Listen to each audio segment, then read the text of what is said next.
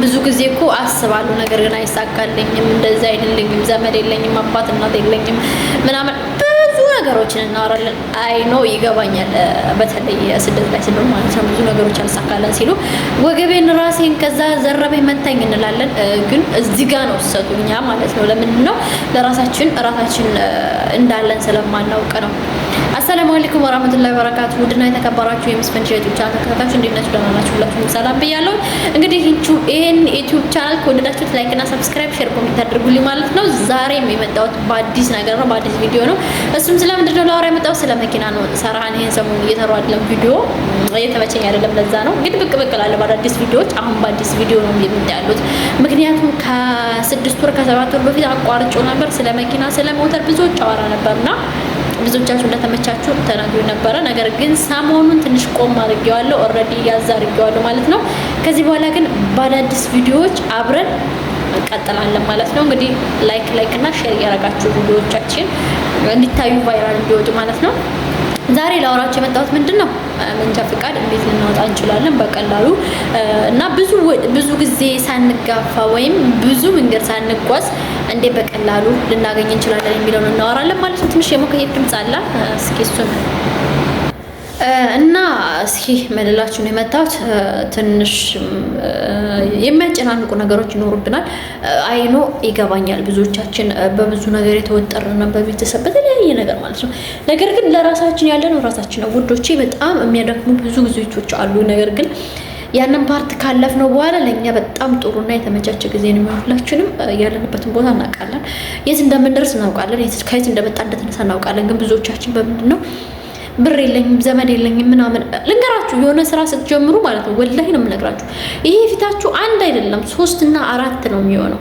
የምነግራችሁ ነገር ሪሊ በኮንፈርሳችሁ ወይም በነበራችሁበት ቦታ የምትሆኑ ከሆነ ይሄ ፊታችሁ አንድ አይነት ነው የሚሆነው። ገብታችኋል? 2-3 አይወጣም። በቃ ለምሳሌ የኛ እናትና አባት ሲያሳድጉን ፊታቸው ማዳት ያወጣል፣ የሆነ ያበበብጠ ነገር ይኖረዋል ምናምን። ለምን ይመስላችኋል?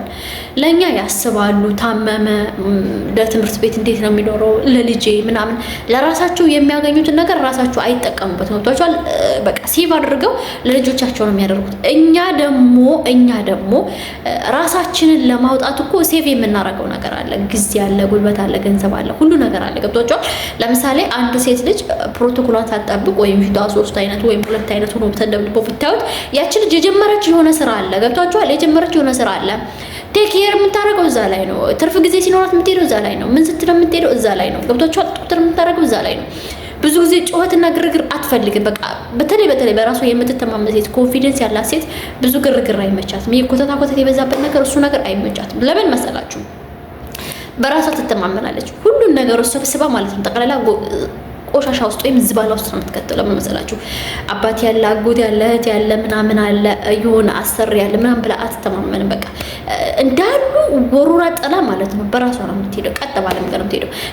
ከዚህም ቢመታ ወይም ከዚህም ትላክስ ቢኖር አትሰማም። በቃ ይሄ መንገዴ ነው፣ ይሄ የኔ ነው፣ ከዚህ በኋላ ምንም ልትቀውጥኝ አትችሉም ብላ የምትሄድ ሴት ከሆነች እመኑ ዛሬ ባታገኟት ነገ ታገኟታላችሁ።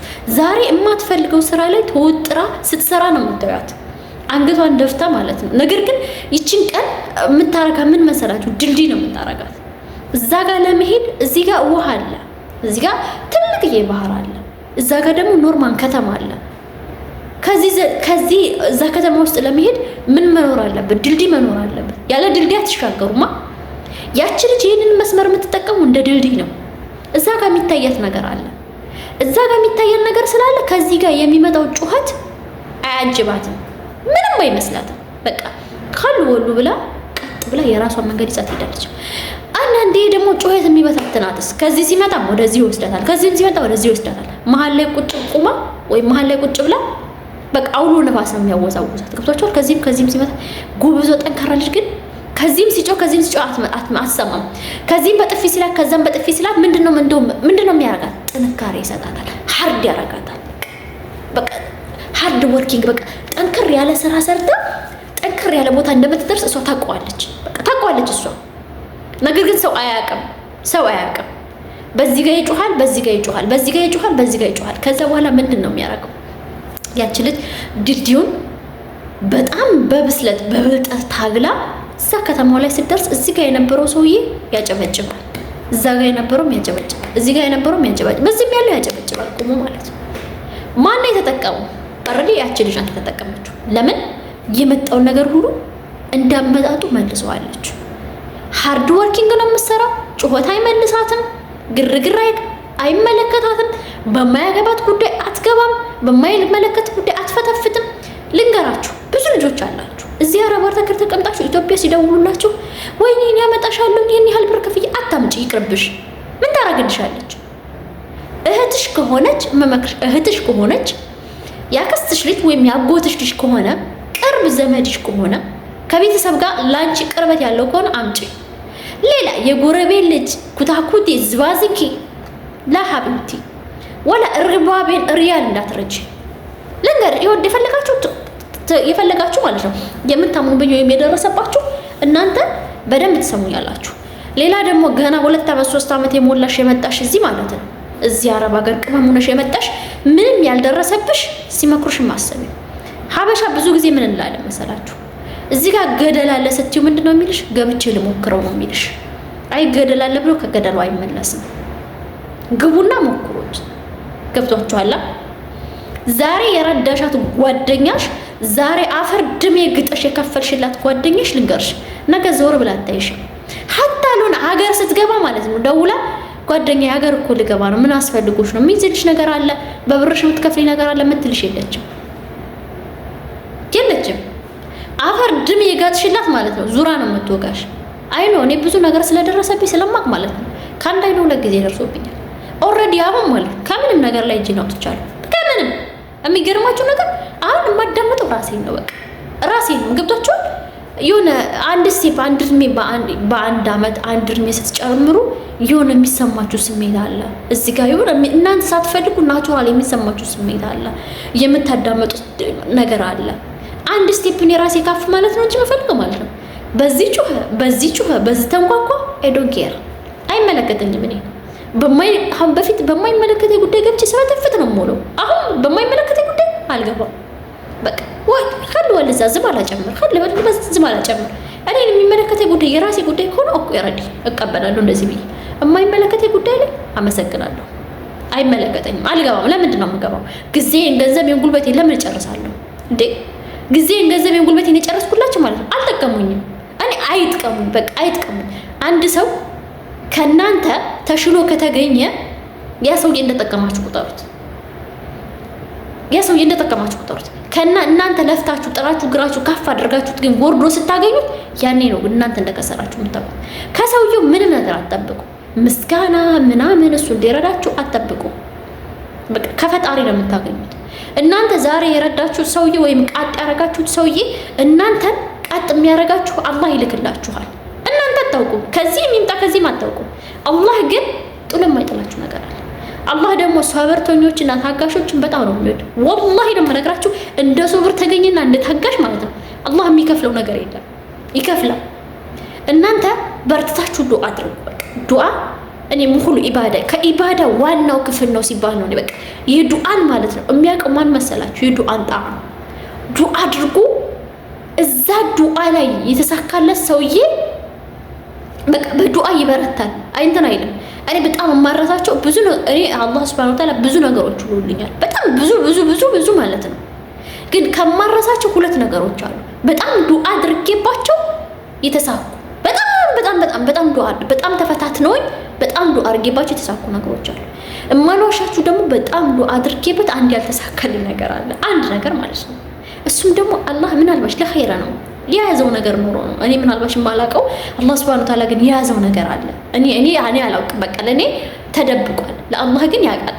እንዲህ ይላል እኮ ሱረቱ በቀራ ላይ እናንተ የማታውቁትን አላህ ያውቃል። እናንተ ኸይር ብላችሁ ያሰባችሁት ነገር ለእናንተ ሸር መጥፊያችሁ ሊሆን ይችላል። ስለዚህ አላሁ አዕለም ወአንቱ ላ ተዕለሙን። አላህ ቢገይር ሂሳብ አላህ እኮ ማለት ነው ያለ ሂሳብ ነው የሚሰጣችሁ። በእኔ አደም እኮ የሆነ ነገር ቢሆንላችሁ ወላሂ ይተሳሰባችኋል፣ ያለ ምንም ነገር ይተሳሰባችኋል። አላህ ግን ሲሰጣችሁ ማለት ነው ሂሳብ የለም፣ ካልኩሌት የለም ወላሂ። እና ምላችሁን የፈለግኩ በዱዓ በርቱ። ለራሳችሁ ራሳችሁ በማያገባችሁ ጉዳይ እየገባችሁ አትፈትፍቱ።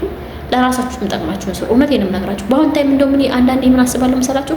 ሰው ጋር ደውሎ ከማውራት ስለ ሰው ከመተፈተት ማለት ነው ዩቲዩብ እና ቲክቶክ መስራት ይሻላል። ወላሂ ነው የምነግራችሁ። በቃ መስራት ይሻላል። በቃ ሞኒም ሆነ አልሆነም ስሩ። በቃ አንደኛ ለእናንተ ቴክኖሎጂ ላይ ቅር የቀረባችሁ ነው የምትመጡት። ሁለተኛ ለእናንተ አይምሯችሁን ፍሪ ነው የምታረጉበት። ገብቷችኋል? ስትሬስ አትሆኑም። እና ያ ነገር ስላለ እንደዛ ነው መመክራችሁ። እንደውም ከሰው ከዝባዘንኪ ሶሻል ሚዲያ ላይ ብትሆኑ የተሻለ እውቀት ታገኛላችሁ። በተለይ ሶሻል ሚዲያ ስላችሁ ስክሮል ያረግሽ የማንንም ቪዲዮ ተመልከቻ አይደለም። ላንቺ የሚሆንሽ ቪዲዮ ትምህርት የምታገኝበት የምነግራችሁ ነገር ሶሻል ሚዲያ እንዳጠቃቀሙ ነው። ለትምህርት ከገባሽ ትምህርት ቀስመሽ ትሄጃለሽ። ለወሬ ከገባሽ ወሬ ይዘሽ ትወጫለሽ። ለቁም ነገር ከሆነ ቁም ነገር ይዘሽ ትወጫለሽ። ሶሻል ሚዲያ እንዳጠቃቀሙ። ሶሻል ሚዲያ ያጠፋል ምናምን፣ አዎ ያጠፋል። ግን አንቺ ነሽ የምትመርጪው። መንገድ አለ የራሱ። እዚህ ጋር መንገድ አለው፣ እዚህ ጋር መንገድ አለው፣ እዚህ ጋር መንገድ አለው። የምትከተዩ መንገድ አንቺ ጥሩ ከሆነ ጥሩ ታገኛለሽ። አይ የማይጠቅም ከሆነ ደግሞ የማይጠቅመው ነው የምትይው። ስለዚህ ሶሻል ሚዲያ ላይ ብዙ ልጆች ተቀየሩ። ጌም ተጫውተው የተቀየሩ አሉ፣ ዩቲዩብ ሰርት የተቀየሩ አሉ፣ ቲክቶክ ሰርት የተቀየሩ አሉ። እኛ መዳብ ቤት ተቀምጠን ወላሂ ነው የምላችሁ የስንት ሚሊዮን መኪና አለን እንዴ! ቲክቶክ ጌም 2 ዓመት ተጫውቶ 3 ዓመት ተጫውቶ ዩቲዩብ ሰርት ወጥሮ ቪዲዮ ኤዲቲንግ የተማረ ሁሉ ነገር እያደረገ ምንድን ነው የሚይዘው መኪና? ምንድን ነው? እናንተ ልጠይቃችሁ፣ እኔ ልጠይቃችሁ። ካርዲላክ፣ ቶዮታ፣ ላይንድ ክሮሰር በእኛ ሀገር ምንድን ነው የሚሉት? አባገመቹ ነው የሚባለው ላይንድ ክሮሰር። በዚህ ሀገር ላይንድ ክሮሰር፣ ሌክሰስ ብራንድ የሆኑ መኪናዎች ነው የሚይዘው። ብራንድ ዝም ብሎ መኪና እንዳይመስልሽ። ላይንድ ክሮሰር ነው በጣም ውድ የሚባል መኪና ነው። በምን ሁሉም የሚነዳ ነው። እነሱ ነው የሚነዱት። እኛ ነን ወይስ እነሱ ናቸው? እኛ እኮ በወር ቢያንስ 50 ሺህ 60 ሺህ እናገኛለን። መዳም ቤት ተቀምጠን ወጪ የለብንም። እነሱ እኮ ወጪ አለባቸው። ሽንኩርት፣ የበርበሬ፣ ጨው ምናምን የቤት ኪራይ። ግን እዩት እንዳጠቃቀሙ ነው። ገብቷችኋል?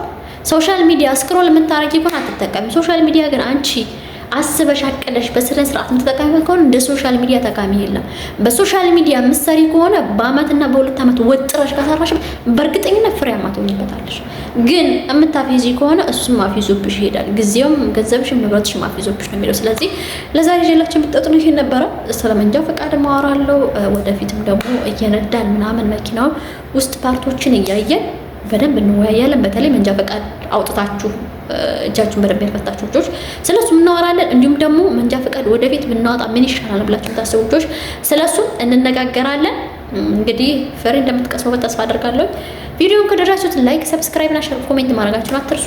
ለዛሬ ይዤላችሁ መጣሁት ቪዲዮ ይሄን ይመስል ነበር። በቀጣይ ቪዲዮ እስከምንገናኝ ቸር ሰንብቱ።